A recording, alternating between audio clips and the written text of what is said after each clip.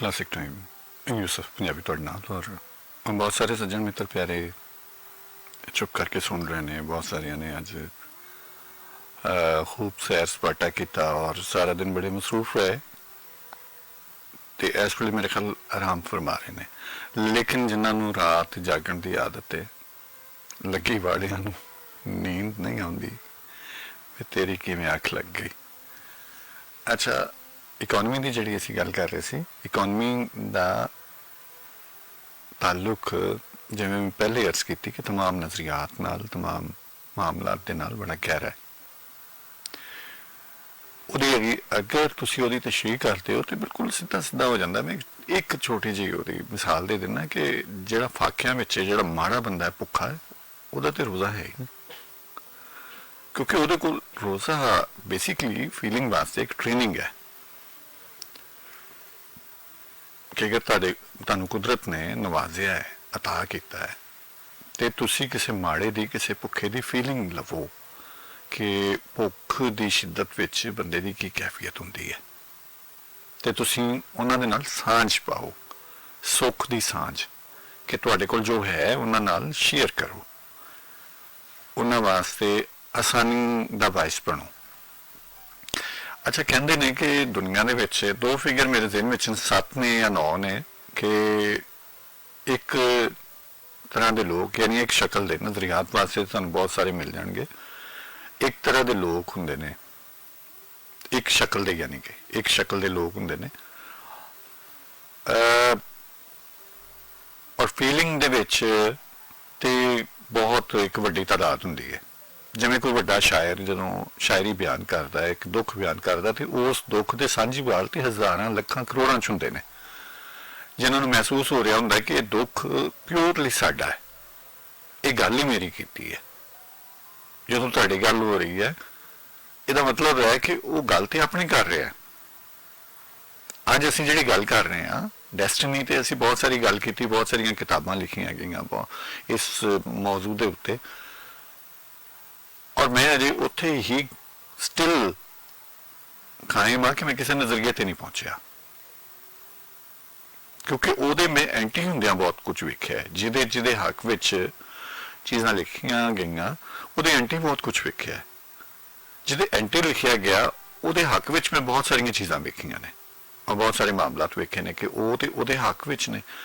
अच्छा, जो कहा गया कि इंज नहीं हुंदा मैं उंज हुंदा वेख्या, जो कहा गया कि इंज हुंदा है कईयां नाल उंज नहीं होया। लिहाजा किसी नतीजे ते नहीं। मैनू एवं ज़हन दे विच एक ख्याल आया कि हज़ारों लोग ने जिन्हां दा कहना हुंदा कि यार असीं काम तो बहुत किया लेकिन सानू उहदे च सक्सैस नहीं मिली, सानू कामयाबी नहीं मिली।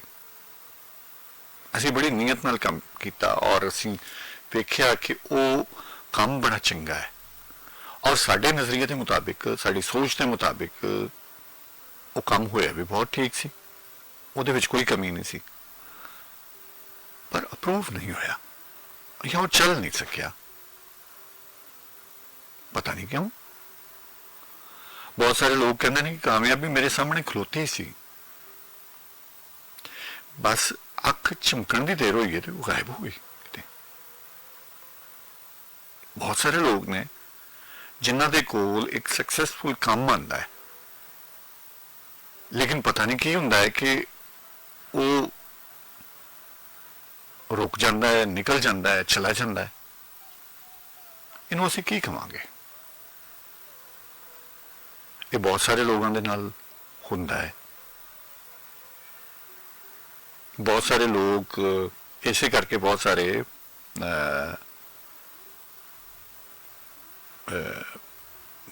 तावीज़ धागे वाले का काम चलता है। मतलब इनू असी यह कह सकते हैं कि तुहाडे यकीन की कमी कि तुसी फील कर लिया कि ये तुहाडी फीलिंग है या इंज हुंदा है।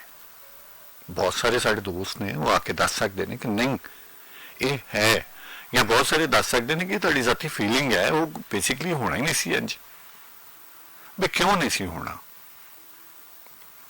ਇਹ ਉਸ ਮਖਸੂਸ ਜਾਂ ਉਸ ਬੰਦੇ ਨਾਲ ਕਿਉਂ ਹੋ ਰਿਹਾ ਹੈ?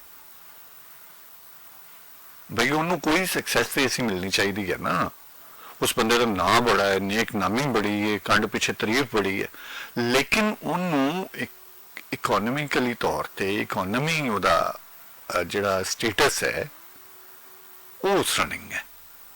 ਗੋ ਕਿ ਉਹਦੇ ਕੋਲ ਬਹੁਤ ਸਾਰੀ ਉਹਨੇ ਆਪਣੇ ਵਰਕਿੰਗ ਫੀਲਡ ਦੇ ਵਿੱਚ ਬਹੁਤ ਸਾਰੀ ਇਨਵੈਸਟਮੈਂਟ ਵੀ ਹੈ, ਹਰ ਚੀਜ਼ ਹੈ। ਮੈਂ ਜਾਣਨਾ ਚਾਹਾਂਗਾ ਪਲੀਜ਼ ਮੇਰੇ ਨਾਲ ਅੱਜ ਜਿਹੜੇ ਸੰਜੀਦਗੀ ਦੇ ਨਾਲ ਕਲਾਸਿਕ ਟਾਈਮ ਦੇ ਪਿਓਰ ਜਿਹੜੇ ਕਾਲਰਸ ਨੇ, ਫੈਕਟਸ ਤੇ ਗੱਲ ਕਰਦੇ ਨੇ, ਜਿਨ੍ਹਾਂ ਦੀ ਸਟੱਡੀ ਵੀ ਹੈ, ਜਿਨ੍ਹਾਂ ਦਾ ਐਕਸਪੀਰੀਅੰਸ ਵੀ ਹੈ, ਔਰ ਬਹੁਤ ਸਾਰੀਆਂ ਚੀਜ਼ਾਂ ਨੂੰ ਉਹਨਾਂ ਨੇ ਬੜੀ ਨੀਝ ਨਾਲ ਦੇਖਿਆ ਹੋਇਆ ਹੈ, ਉਹ ਆ ਕੇ ਗੱਲ ਕਰਨਗੇ ਮੇਰੇ ਨਾਲ। ਆਓ ਇੱਕ ਰੰਗ ਸੁਣਨੇ ਆ ਗੱਲਬਾਤ ਨੂੰ। ਅਗਰ ਤੁਸੀਂ ਟੋਰਨਾ, ਮੈਂ ਸਿਰਫ ਤੰਦਾਂ ਨੂੰ ਵੇਖ ਰਿਹਾ, ਕੁਝ ਉਹਨੂੰ ਉਣਨਾ ਤੁਸੀਂ ਹੈ।